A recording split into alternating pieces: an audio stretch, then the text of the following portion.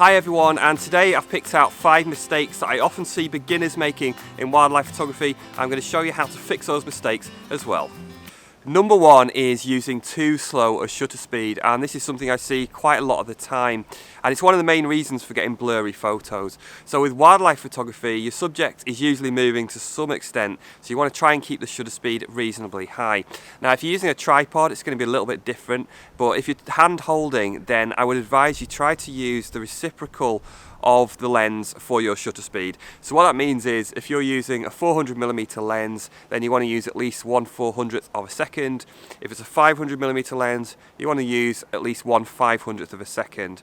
Bear in mind as well, if you're going to add extenders, then it's kind of the same. If I was to add a 1.4 extender, for example, to a 500mm lens, then that would effectively be taking it to 700mm, in which case I'd choose the next fastest shutter speed on my camera, which is 1/800th of a second. So obviously everyone's going to be slightly different in their ability to handhold the camera, but what I would say is if you find your shutter speed dropping below kind of 1/200th of a second, then that's a sign that you really need to try and bump it up and get it faster. If you're not sure how to do that, then check out one of the exposure mode tutorials on my channel.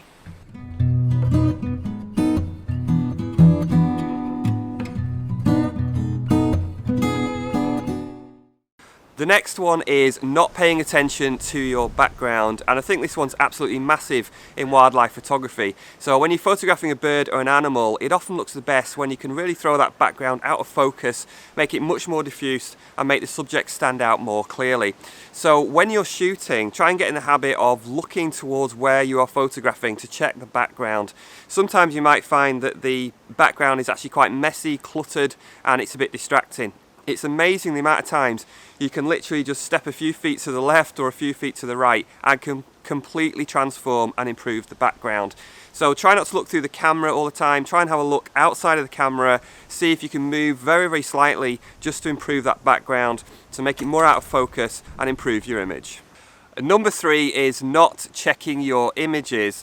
Now I'm not saying here that you should be checking every single time, spending loads of time looking at your images on the back of the camera and miss opportunities. You shouldn't be chimping like that. That's a technical term apparently, wildlife photography, chimping.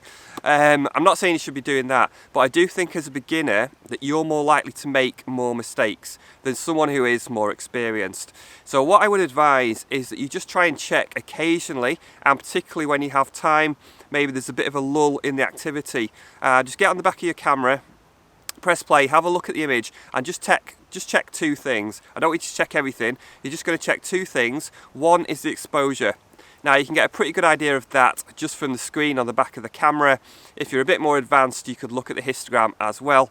And then the second thing is to check the sharpness. So all you need to do is literally just zoom in, have a look, particularly around the head, just have a look around there, check it looks sharp enough to your eye, and then pick up the camera and go back to shooting. If you are finding this information useful, then please give the video a like and consider subscribing for more tutorials. The next one is not taking enough pictures. Now I don't mean here that you should just be machine gunning away at it like some kind of maniac. But I do often see people, they'll just take, there's a good opportunity and they'll take 1, maybe 2 pictures and then they'll move on. I think they've got a great shot. And yes, you may have got a great shot.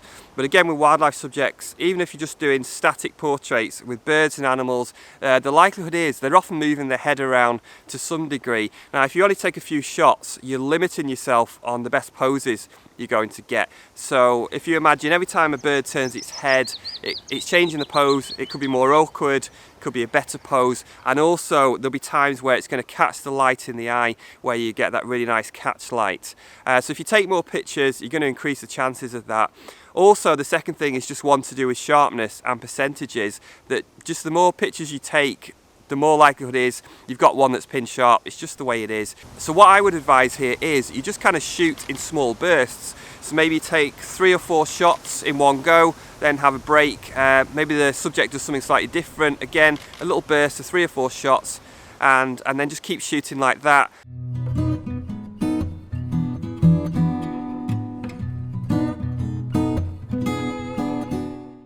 And number 5 is putting a filter on the front of your lens. Now I'm not going to call this one a mistake, hence why it's number 5, the last one of the video. What I am going to say is that just be aware, putting a filter on the end of a telephoto lens can potentially reduce the quality of your images. Now I think if you're using really high-end lenses and the best filters, it's probably not going to be an issue. But if you're using a lens that you consider to be more at the budget end, and certainly if you're using cheaper, less quality filters, then I think it can definitely reduce the quality of your images. Now I know for a fact, working with clients where we've worked with Tamron and Sigma, the 500, 600mm telephoto zooms, that on occasion we have taken the filter off and it's instantly improved the sharpness and the clarity. So just be aware of that. I personally don't use any lenses on big telephoto lenses. I don't use any filters on big telephoto lenses. I never really have. What I do use is a lens hood. So if you don't use the filter, then I would advise make sure you use a big quality lens hood. These are fantastic for protecting the lens. They also stop a bit of lens flare as well, so they offer really good protection. I think it's really difficult to damage the front of your lens. They tend to be quite long, quite chunky for the big lenses. So what I'd say with a filter is just try it with and without, especially if you're a little concerned about the sharpness and you just think you're not getting the sharpness, maybe it's just a bit too soft all the time. Take the filter off. It doesn't have to be wildlife. You just try it on anything and just keep everything consistent. Do some tests with and without. See if you notice a difference in the quality. So do you make any of these mistakes I've talked about in the video, or maybe you used to make them but you don't now? Please let me know in the comments box. I'd love to hear from you. Thanks so much for watching, and I'll see you next time.